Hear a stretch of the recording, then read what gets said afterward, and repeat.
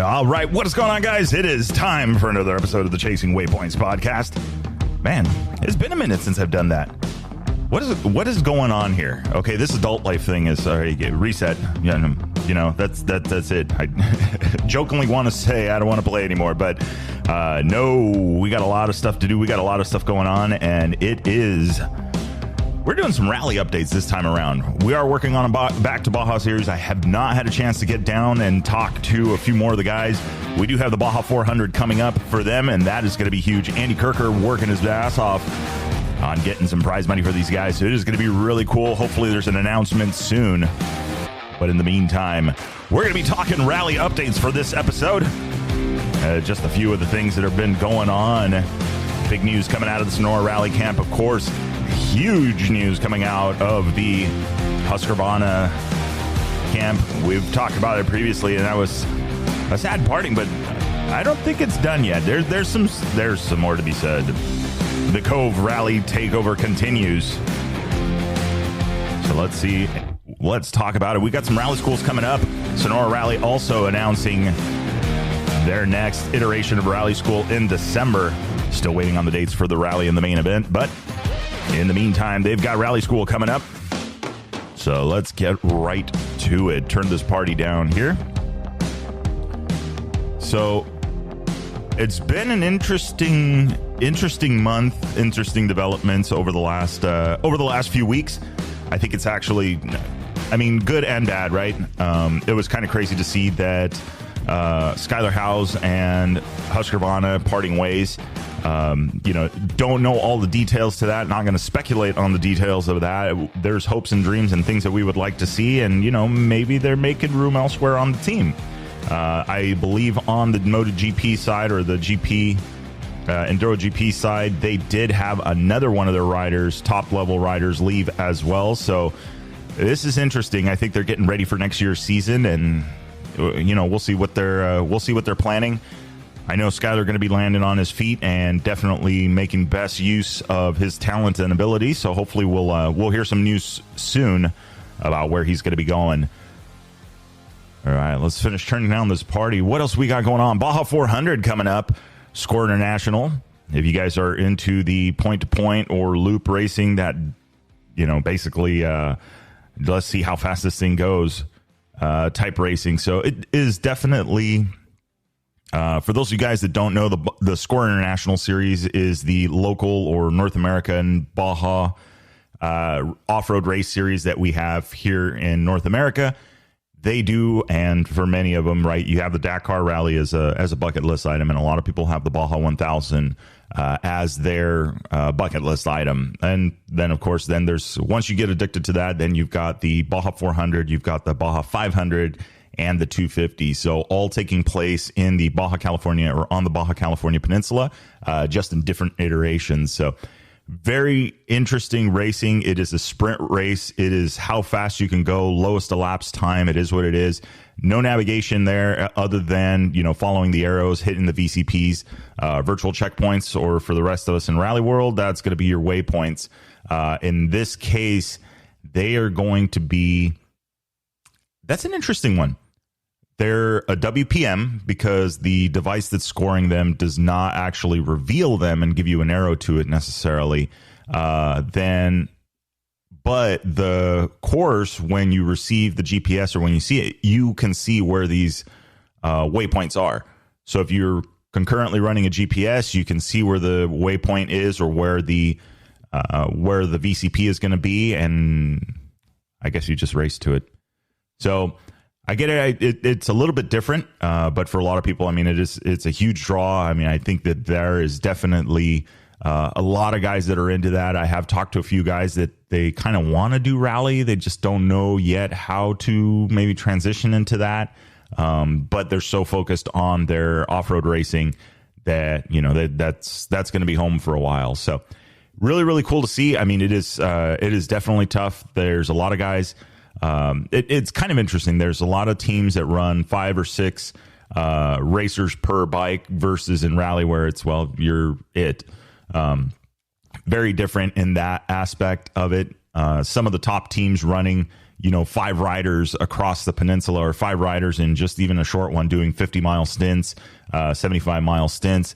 And then you have the Colton Udalls of the world that'll run, 500 or 600 miles down as their stint and be competitive, which is absolutely crazy. So always have a good time talking to Colton. He's got a lot of experience, very humble, and absolutely a animal on 2 wheels, and it's really awesome to see him ride.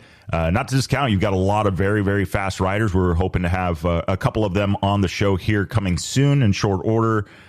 Reaching out to Justin Strong this week to talk to him about his Baja racing experience and what they've done, and then from there, let me see, did I get that right? Was it Justin Strong? We got, I don't know, this adult life thing, man. It is, I'm telling you. Let's see who we got. I do want to reach out. We had talked about previously to David Camo as well. He's another guy that I want to have on the show to talk a little bit about the rally side of things and what he has done for testing for both KTM and for actually Honda as well. So very interested to see a little bit more about what he has to say and how the bikes work.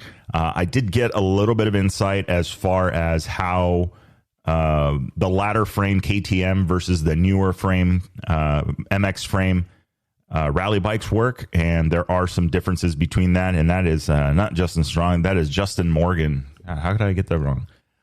Justin Strong, if you're listening, sorry, I meant to reach, I was talking to Justin Morgan, but hey, if we want to get on the show, let's get you on the show. Let's talk a little bit. So Justin Morgan, will be reaching out to him to have him on the show as well, talk a little bit about the racing side of things and what he has done. So looking forward to that. Then we've got one of the guys from, I believe it's Jason Alosi also, we're going to be having soon on the show. Again, this week I'm hunkering down and getting all of this stuff and just making it happen. Get some interviews going, spend some time behind the microphone. It has been a little bit, trying to keep up with all of the side hustles, and then as well as doing the regular 9 to 5. So it has been interesting. Okay, next topic. So that is our racing. That is what is going on that side of the world for the Score International side of it. And then we know about Skylar House parting way with Husky. Hopefully we hear an announcement soon. What is going on there and where he is going to be headed. Let's transition into the rally world. The Cove rally takeover. The Cove bikes have been taking over. It has been the latest buzz on the internet. Anywhere you look at it, it has been definitely a lot of interesting, how should we say? There's been a lot of interesting news about them, a lot of developments. The bikes are on their way. The bikes in Europe. So if you ordered the Cove, the Rally Pros, or the Pro bike, the guys in Europe are already getting them. Obviously, they're closer to the manufacturer, so they're going to get them a little bit quicker. But the bikes that were destined for the U.S. are on a boat, and they are headed here. So I'm excited. I mean, these guys they've been putting some miles in. They've been doing some stuff and making these bikes work just that much better. So I'm looking forward to hearing a little bit more about them. Maybe get to throw a leg over one of them, and hell, who knows? Maybe the one will end up in the garage. But I think that they're going to be. I mean, they beat a lot of manufacturers that were maybe thinking about doing a 450 rally bike. The one that really started it, right? You have the CRF 250 rally, or now the CRF 300 rally. That one has the potential to be swapped to a 450. You've already got it. You just punch out the motor or figure out a way to put the bigger motor in it. This may be the kick in the pants that Honda needs to get that kind of iteration going now that the Cove is here. And I think that Honda could still take that 300 platform and still get it price competitive with the Cove here. So, I don't know. That's going to be an interesting one, but this was definitely some news and some stuff that we wanted to get talking about, because I think that this is going to be the rally bike for a while. I believe what we're going to start seeing is a lot of the guys here in the U.S. start to use these bikes more for rally and more for adventure, considering that cost of ownerships looks to be relatively low. It seems like they've had some really good traction on these bikes. as far as reliability, as results, and things like that. So I do not see yet a fault. Seems like the suspension is easy to work on. I've heard it already from a couple of people, even on what I'm going to say is a clapped out bike. I've heard from one of the riders that even on a clapped out bike that's had a lot of miles on it, that's been ridden, the bike is still solid. So like any bike, if you guys know, and especially on the suspension side of things, it's just one of those things you have to look after. You have to do your maintenance. You have to do your thing. So I think that once we get more people tinkering with it, I know that the guys from the Cove USA, Gary, were over and talking to some of the other aftermarket manufacturers as far as parts go and things like that. So I have a feeling that we're going to see a lot of support for this bike in the aftermarket here very, very quickly, which will be awesome to see. I think that there will be some, I think there's going to be some pretty badass builds. Okay, I've, ladies and gentlemen, I've finally realized that I have a thing for building bikes. That I like building them. Not the world's best rider, but man, I like how they look in the garage. Maybe am I building trailer queens? I don't know. Okay. Anyway, so I think that is definitely a bike to be on the radar. If you guys are looking at another bike, you definitely want to keep an eye out on those and just see how the bike progresses. You know, if you're not 100% convinced how it goes, you know, I'm sure the internet forums, I'm sure the Facebook groups will do it. You can look them up on Instagram. There's a ton of Cove, and that's KOVE groups and accounts that are starting to pop up. So definitely want to get in on that one. And actually, let's see here really quick and go back, and this will be a first. And I'm not going to tell her anything. She's going to have to hear it on the episode. And if you guys hear the episode and you know her, maybe drop her a hint that she may want to listen to this episode. But at Sonora Rally, Lizzie, if you guys know her, has injected herself into the rally world, super enthusiastic, and has been talking to a lot of people. Well, at the Sonora Rally, she had a chance to catch up with Mike Georgeson, who was wrenching on the Cove team, particularly helping out Mike Johnson and a couple of the other riders. So let's take a listen really quick at what they had to say.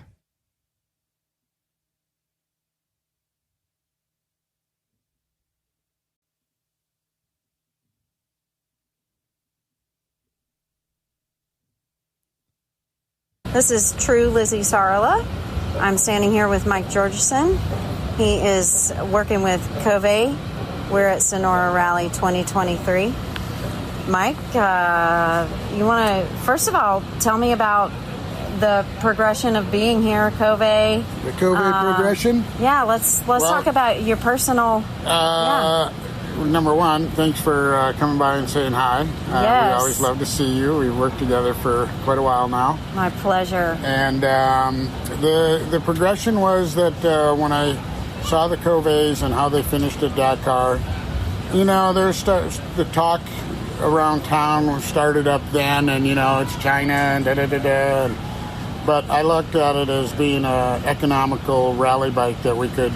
Maybe it's just a starter bike, or maybe It's just a bike that you buy because you can't afford a real rally bike. And now that I've gotten, so I contacted Gary Goodwin, the importer with U.S. Motor Toys. And where's he located? In Salt Lake City, basically. Okay. And contacted him and told him I was interested in doing something with him.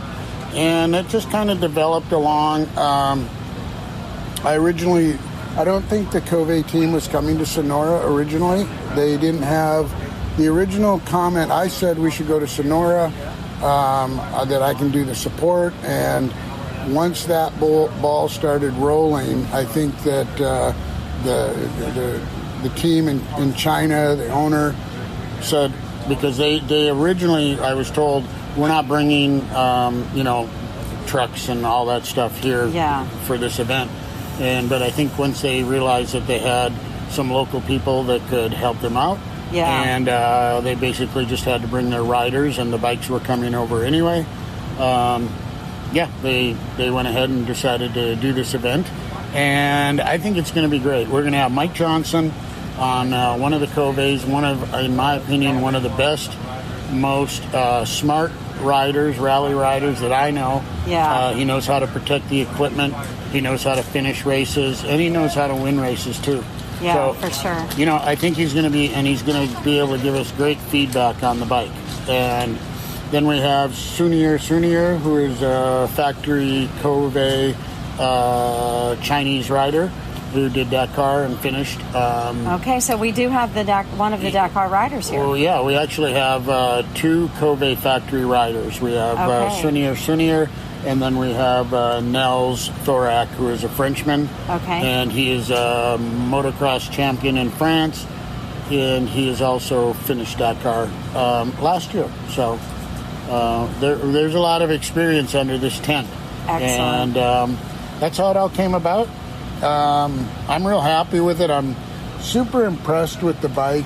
I mean, there's certain things that I see that, I might do this different, I might do that different. But I just have to keep reminding myself that this is an amazing piece of equipment that you can buy and go out and race. You can't even buy an RFR and go out and race it. You got to put a tower on it. You got to put ICOs on it.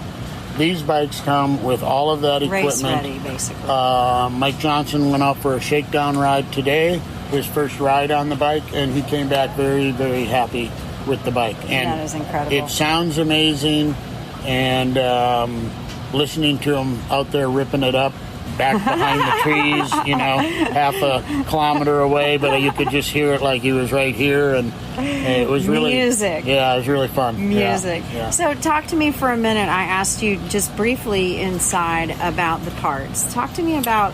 Yeah, the parts are readily available, probably more readily available than even KTM parts.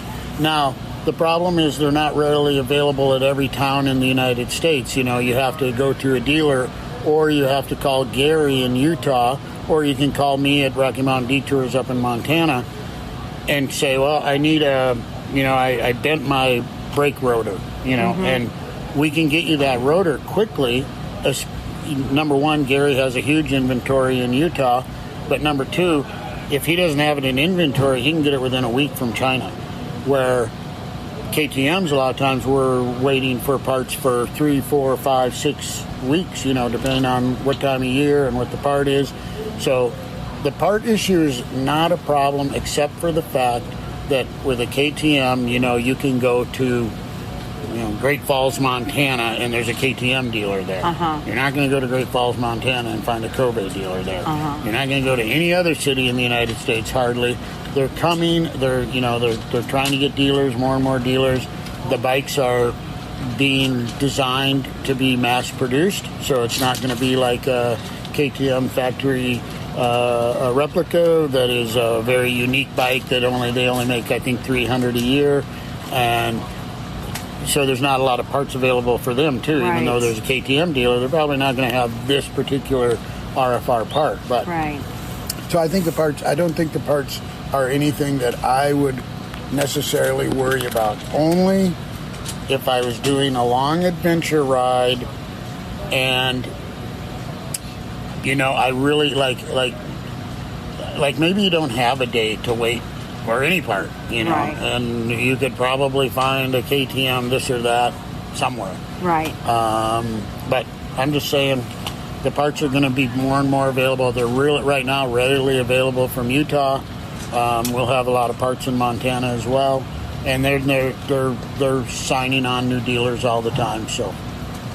Well, I've heard at least one person who's ready to come over and talk to you guys. So, only one? I've met probably 20 in the last 2 days. Nice. They're all ready to. So the buzz is there. They're all ready to buy the bike.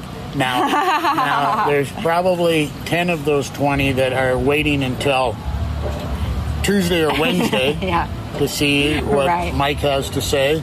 Right. And he's a huge advantage for Cove to have Mike Johnson riding the bike. Unbelievable. He knows everybody. Yeah. Everybody respects his opinion. Yeah. And whatever he comes back with, let's keep our fingers crossed. Yeah. Because if he comes back with a negative thing, that probably means it's not going very well for the near future here.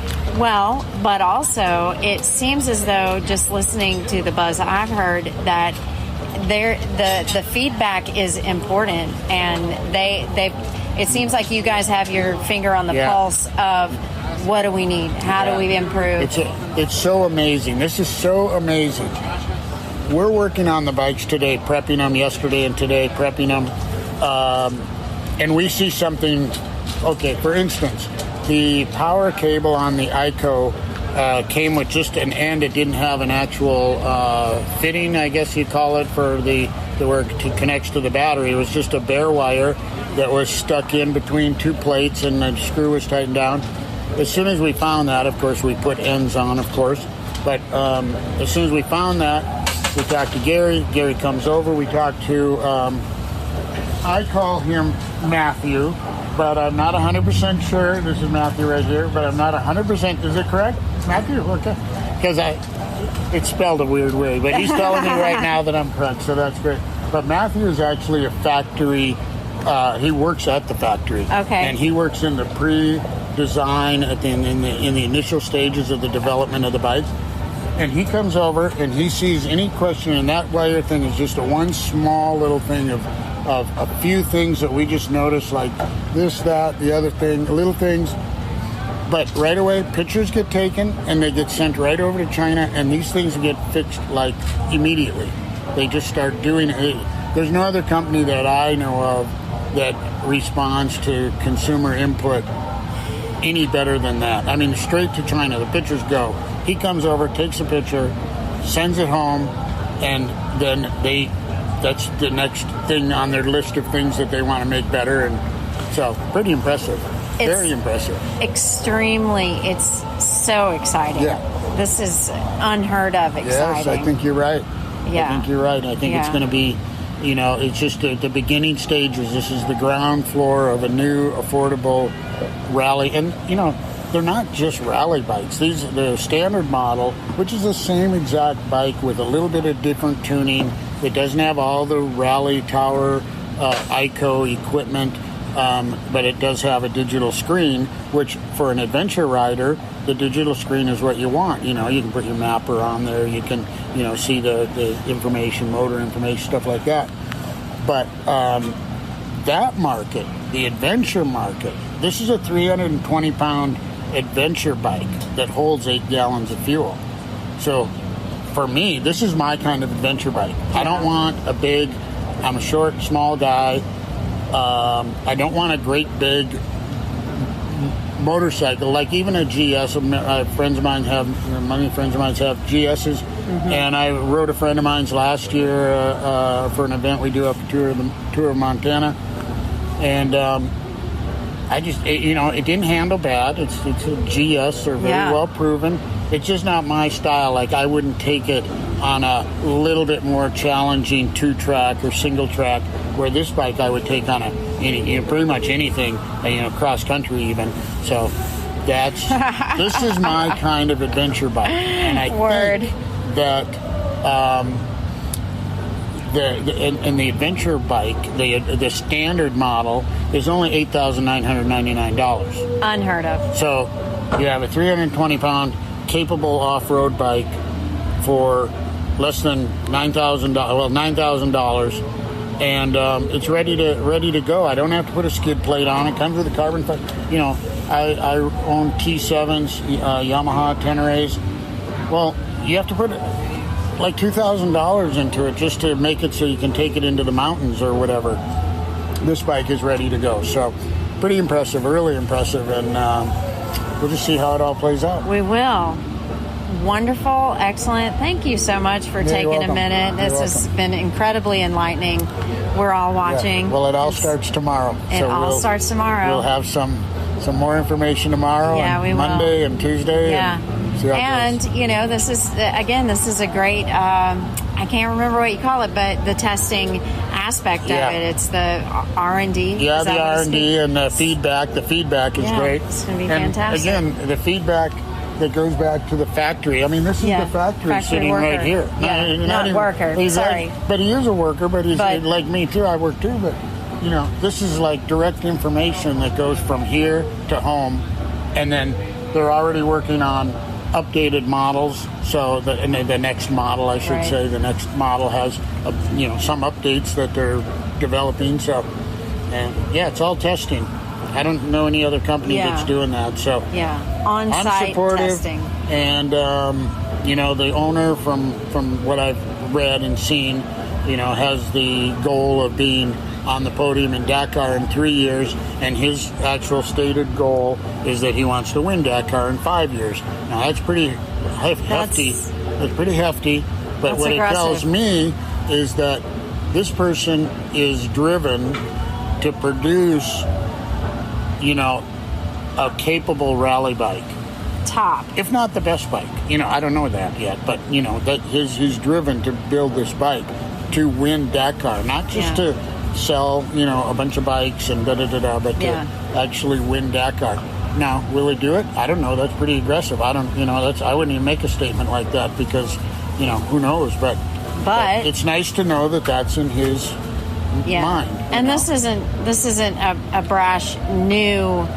He's been developing this. He's been developing, I think, for Matthew. 10. How long has the bike been in development? No, but this is our first version. Yeah, so and started development what? 40? I don't remember. Okay, but just a few years ago, not 10. Not 10. Yeah, for our company, it was just started from the 2017. Okay. That's the first year. So this is our first racing. This is our first racing ready for the Dakar situation. So this is our first version. It was fixed before the Dakar 2023, and for all the problems we have found yet will be fixed with our new model for 2024. Yeah. That's just so exciting. Yes. For this participation at Sonora, we hope under the different conditions we can test our bike. It's a time of testing and improving and moving forward. Yes, it's always a task for us because for the new version for the next year, we have have a bigger a narrow chassis, and we even enhance the control for the riders. Okay, enhanced control for the riders. Yes. And a little different chassis. Narrow chassis and new models. New motors is still going. New motors still under work, and we are working on that. Also for the motor, it will be 100% assembled and fabricated by our company. No. That's amazing. That is amazing. Just that you're going to do all your own motor work now. Yes. Yeah. Exciting. Mike, do you want to ask anything else that'll go? No, I think we're fine. Great. Yeah. Thanks for stepping in there. Again, you are. Tell me your name. Matthew. My name is Matthew. And just briefly, your role back in China. Tell me briefly your role. In fact, I am the member for the racing team, but for my daily work, I will work together with all the engineers before the fabrication line, so we can find more problems for the assembly line. So you're part of that development, locating, targeting. Yes. What do we need to improve? Right there. Yes. In the beginning. Also on the competition courts. Yeah. So you're riding, finding out what do we need to do, yes. What do we need to fix, yes. And immediately let's go to work doing so. Yes. Awesome. Well, Matthew, thanks for stepping in. Thank you. Good luck. I'm so excited to see how this goes this week. Thank you. Yes, Mike. Thank you so much. Thanks, I appreciate Elizabeth. it, and we'll be watching. All right, we'll see you soon. Best of luck. Bye-bye. Absolutely. Thanks. Hey, what's going on, guys? This is Victor with the Chasing Waypoints podcast. Hey, super quick break in the episode. Want to talk really quick about Spotify for podcasters. If you are interested in getting your story out to the world, starting your own podcast, it is super, super simple. Head on over to spotify.com/podcasters and get all of the information. It is a one-stop shop. You can edit, you can do Q&A, you can do video podcasts, all sorts of different things in one platform. They handle all of the distribution for you, so it is super, super simple and effective. So with that being said, guys, let's get back to the episode. All right. That was interesting. Yeah, it doubled up here. Here we go. My volume's down. There we go. I don't know. Who knows? Technical difficulties. So there you have it. That was an interesting one for you guys. That was Lizzie catching up with Mike Georgeson at the Sonora Rally. I'd been sitting on that one for a little bit and finally got around to listening to some of the episodes or some of the recordings that she did. We'll be bringing a few more of those here as we go through them. But it was very, very interesting. And I think that's really cool to see. You know, Kovei's got engineers and people on ground with a direct line to the assembly line and the engineering team to get those, the little quirks and the little things. Because if you really think about what you've got the bike already out there. Now you're just working on the fine tuning. Now you're in the dangerous stage, right? Now you're in the stage where you're going to take all of the little shortcomings and the things that could be a little bit better, and you're going to make them. Nobody so far has said, okay, this thing needs a complete redesign. I'm not riding this bike until it's completely redesigned. This part sucks. I'm not going to do this. I'm not going to do that. And so I think that is a very interesting point as far as what the future holds for this bike, considering that out of the bike, and like you heard Matthew, is in its one of its first iterations, it's already doing this. So I'm really, really curious to see how it goes. And, if it's, the company's not new. You heard it in the interview from 2017. So they've been doing bikes for a little bit. You would think that a lot of the bugs, a lot of the things that they've learned, have been transferred into this side of things. And it's going to be an interesting case. I know there's a lot of people that think, it's Chinese made, mass produced, that kind of thing, tolerances and all of that and the other. Yeah, I can see that on certain things and certain items and that kind of stuff. But honestly, in the end, it's a combustion engine. It's a 4-stroke, and there's not a whole lot of room for reinventing the wheel. There's certain things you can play with cams, you can play with tolerances, you can play with bore stroke.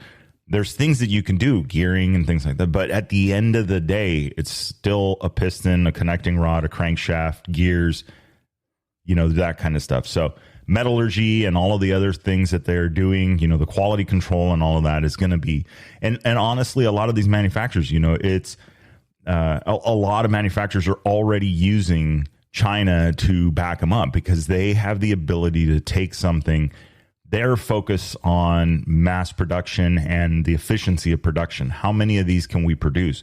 So yeah, with some of that becomes then the tolerances and some of the things get a little bit loose, but that doesn't necessarily mean that, they could have better quality control because it's a little bit more bespoke or a little bit more handmade, not as mass produced to a point where it could be a fault. There's a lot of stuff. And to hear that they're going to be manufacturing the engine in-house, modifying and doing everything that they need to do in-house, I think is absolutely phenomenal. I love the idea of that. The quality control, you have a lot more control over it.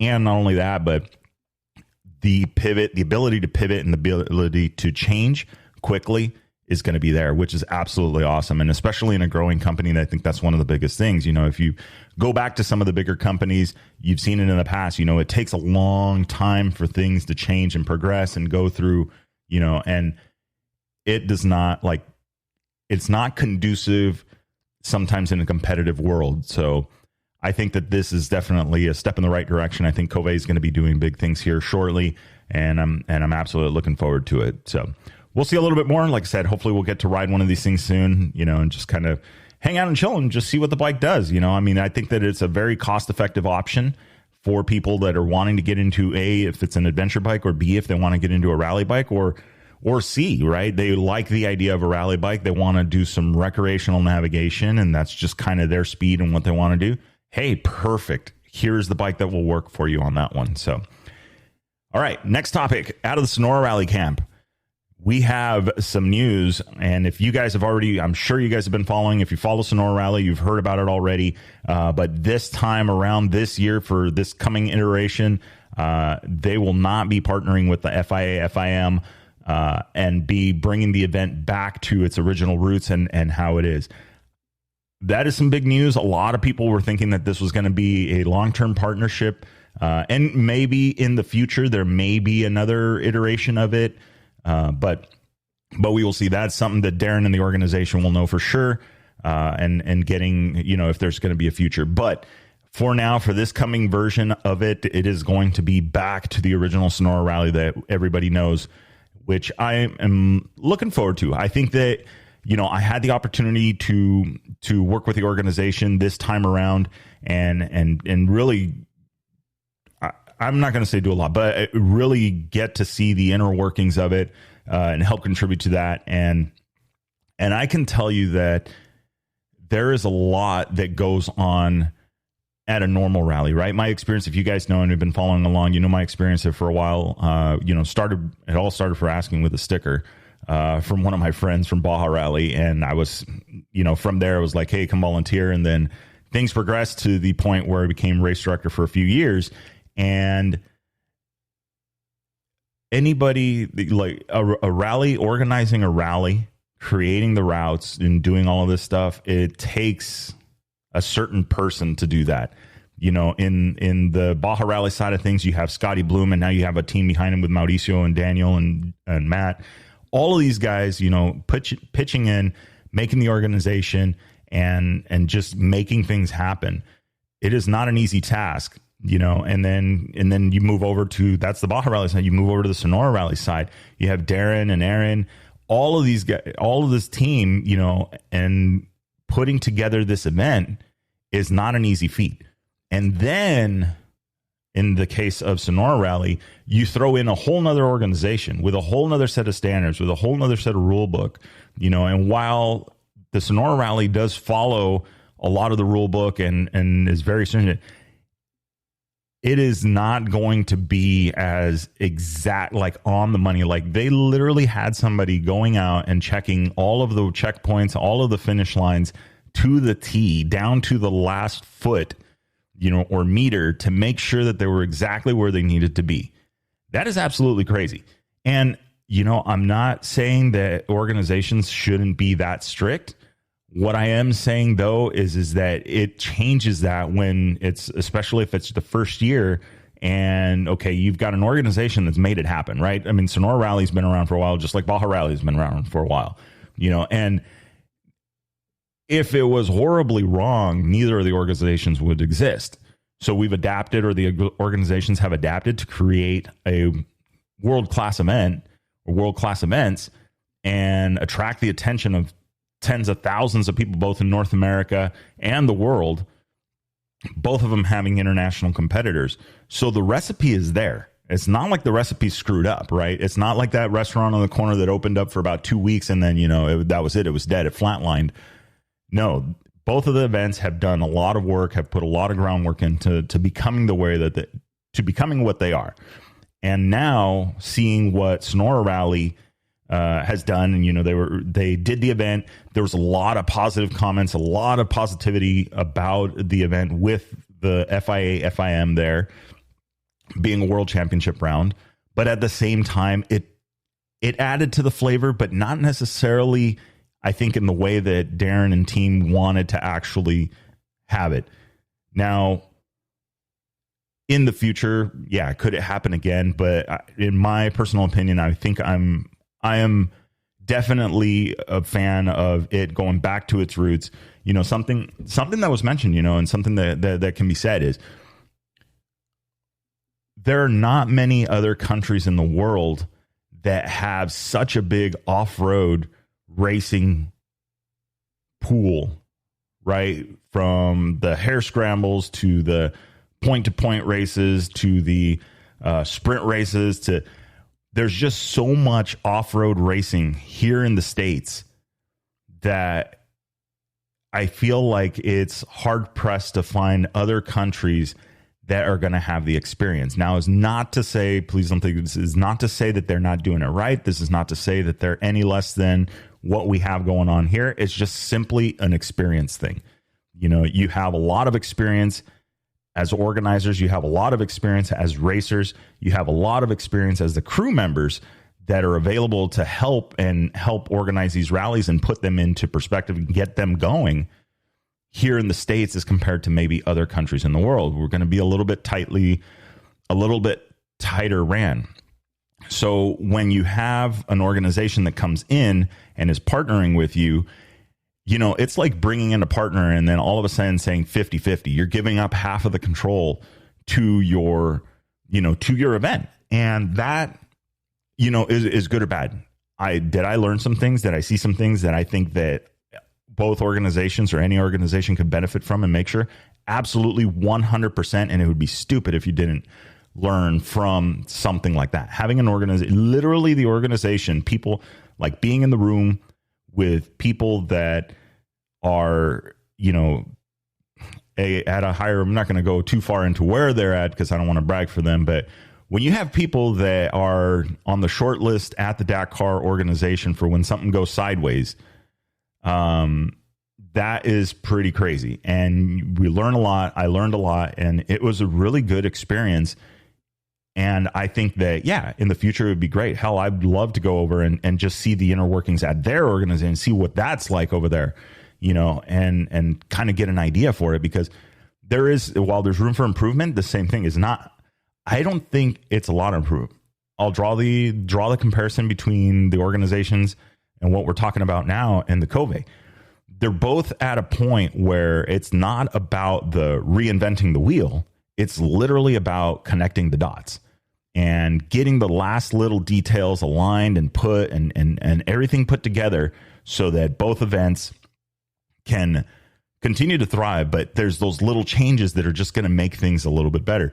And I think, with Sonora Rally and what was learned this year, this next year's event, as a solo back to the original, I'm going to assume that it's going back to the dunes, shouldn't have the political stuff, which that was in itself was a bit of a shit show, as they say. And I think that was very unfortunate, but I don't know if it was because of the amount of attention that was on the event worldwide and how the politics of that worked. Because entries were up, but there was things that were, there was reasons given out and thrown in. It's not my place to I'm not saying bad talk, but it's like maybe paint certain parts of local government in the negative light.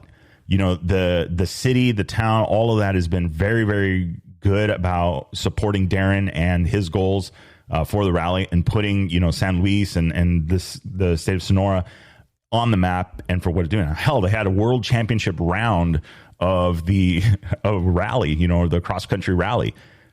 He's done an excellent job to get them to that point.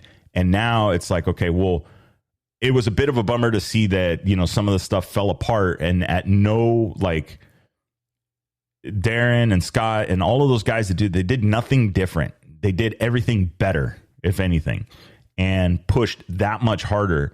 And yet they were met with resistance from places that never had resistance. And that was very disheartening. Nevertheless, the focus was forward, and the focus was to get the event going, and the focus was to get the event done. And they made it happen. There was the event. I enjoyed, working and playing my role in it and helping. And it was I think it was a very good event. Thankfully there wasn't any major, the ultimate, sacrifice, those kind of phone calls, those kind of situations. Although there was a lot of close calls, and there was a lot of things that, we could probably benefit and learn from, which I have some topics on that. I have a couple of guests that I had in mind that I still want to get on there to talk about their experience. But mostly because if you're doing adventure riding, if you're going to be riding in rallies and you're going to be doing this stuff, there's some basics that you need to take care of. And I think that we need to at least have it on the show so you guys can hear a little bit about it. But in the end, Sonora Rally, FIA, FIM, parting ways, moving each, in each direction, and they'll have to find a new round number 3. I think that's fine. I'm okay with it. I know a lot of people were looking forward to like, oh yeah, it's a world championship round, but I think it puts so much stress on the organization. It's, I guess the best way of doing, of kind of saying it, and not in a bad way, because from what I understand after working with them for a week is that when they go to other countries, other organizations, and they do kind of something similar, where it's a championship round, but they're relying on the local organization to make it happen.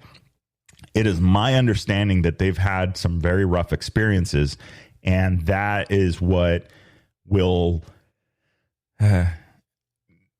makes them a little bit uneasy to give up control, or they show up wanting to control a lot of things, right? It's just a trained response. We've gone to all of these organizations. We've traveled the world. We've seen all of this stuff. We're going to need a little more control, over this event because we don't want this and this and this and this to happen. And so I think that that's where the events need to, other events around the world maybe need to take heed of that, or, if they're interested in becoming around, or if they're going to be doing all of that. But at the end of the day, they're standards. And I think that the Sonora Rally standards are at a certain level. And I think that they were very close to, I think that was the deal is that the FIA, FIM may not have been ready for the level of commitment and the level of, organization that Sonora Rally has. And not to say ready for it, I don't think they were expecting it. And that's how I think what I mean by ready. So I believe that with that, it makes it a little bit more difficult because you can't, as an organization, it's like, damn, you've been doing this for so many years. You've got this recipe so dialed. And then you want somebody to come in and then they kind of want to take over because they're kind of gun shy of it. And so I think it was really cool to see that, how the two organizations work together. It was almost like in the control room, Peace Control or PCO office.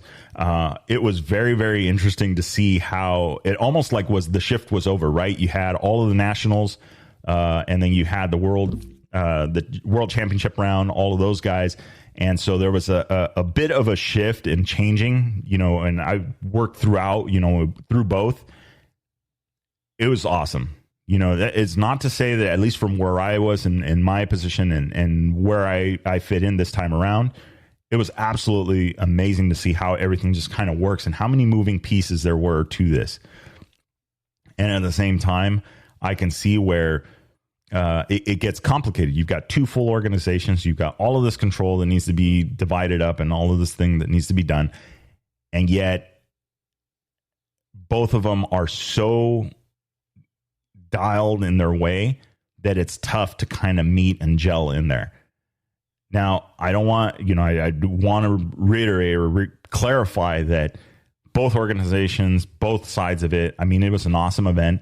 We already know what happened. We already know how it went down. We already know all these little things of it. And if you need details, or if you think, hey, you should actually do an episode, I wouldn't mind having, reach out to Darren. We can talk a little bit about the future, and what from his end, what he learned, with this event going off. But we'll leave it at future forward. I'm glad to see that the Sonora Rally is returning to its roots, is going to focus on that. They've got their rally school coming up in December. I'm going to reach out to also with rally school coming up in December. Our next event, if you guys didn't hear, we'll move on here. Next event is going to be the Baja Rally in October. So that is going to be coming up quickly. Reach out to them and talk about possible rally school between now and then, what they're going to be doing. I got to get Scotty and Mauricio on the phone, or maybe Daniel, or one of those guys. And we'll talk a little bit more about how the event is progressing, what's in store for these guys this time around. I think that it's going to be another good event. And Baja Rally has always been a really good time. If you guys haven't been to one, if you haven't checked it out, I think that is definitely something that you want to get to, even to participate, or even, just go do the rally school. I would love to see nothing more than, hey, you know what? I heard it on the show. I signed up for it. I'm going to the rally school. I'm going to check it out. I want to be on there. I want to, I just want to go. Don't commit to the racing. Wait until you get a rally school under your belt, wherever it is. I know that if you guys haven't already seen it, if maybe you follow the Kota Rally on Instagram, this year, unfortunately, they weren't able to do an event. Changing of the guard, local government, things like that, the permitting process, it's a lot of stuff. And Mike works extremely hard to have every single detail dialed in. And because of that, unfortunately, like you guys know, when you have to depend on somebody else to have their stuff dialed in, sometimes it just doesn't go that way. So unfortunately, there's no Kota Rally this time, but he's pivoted quickly, and it looks like we're going to be doing some rally schools as well in that local area, the Colorado, Utah area. So if you haven't already, you should follow the Kota Rally on Instagram. he's got the dates up and stuff like that on there. We'll reach out to him. We'll try and get you guys some more information on that as well. And then we'll get you some more information on the Baja Rally thing. So I don't know. I mean, there's a lot to do, a lot going on. And I think that the rally thing is slowly churning. And I'm, I don't want to take my finger off the pulse. I want to continue to see it grow. We just got to figure out what are the events, what are the game plans. I still want to do it. I have a vision. I think there's room. And I was talking to Jacob Argubright. We were at the Kirk Caselli Foundation fundraising event at the Motodofo Winery, which was absolutely awesome. And we were talking, and I think that there is room for a rally hybrid, but more details to follow on that. Anyway, okay. It is Sunday, 4:30 a.m. And yeah, I got to start getting ready for work. And you guys are going to be listening to this episode at 10 a.m. And yeah, that's going to be today's episode. We'll leave it at that. We got some irons in the fire. Like I said, this week is Chasing Waypoints week. I'm going to focus all my attention on it. I'm going to try and get all these episodes recorded and all that stuff. Let's get back to it. Sundays at 10 a.m. That is going to be the goal. We'll get some more stuff. If you haven't already checked it out, I am trying to be a little bit more active on YouTube. So if you search Chasing Waypoints on YouTube, you can find the playlist for the podcast. So if you have YouTube on the TVs or wherever you want, you could listen to the podcast there. Done a couple of how-to videos as I'm working in the garage and working on my bikes. I'm coming up with these little tools, and I don't use them that often, but I just love to tinker and build shit. So I'm putting up the video so you guys can check it out, including links there so that you guys can purchase some of the things. I guess since I said that, I have to say it now. They are affiliate links. You don't get charged anything extra. It just helps contribute to the show a little bit and what we're doing, but you don't pay any extra. Just we get a small commission for those purchases. I think that satisfies the required disclaimer that I have to say whenever I mention affiliate links. I think. Anyway, so with that being said, guys, remember, it'll make sense when you get there. Enjoy the ride.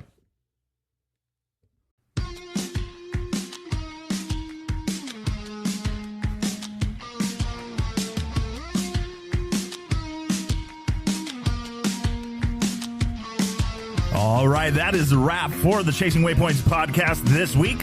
Hope you guys enjoyed the show. Don't forget to like and subscribe if you like what you heard. We are available on Apple Podcasts, Google Podcasts, and a bunch of others. Also, follow us on social media. You can find us on Facebook under Chasing Waypoints, Instagram, Chasing Waypoints _official, and, of course, the YouTube under Chasing Waypoints. Hope everybody has a good week. We will see you guys for the next episode. Remember, shiny side up, and don't forget to tag us. We want to see where you guys are riding and what you guys are up to. Have a great week.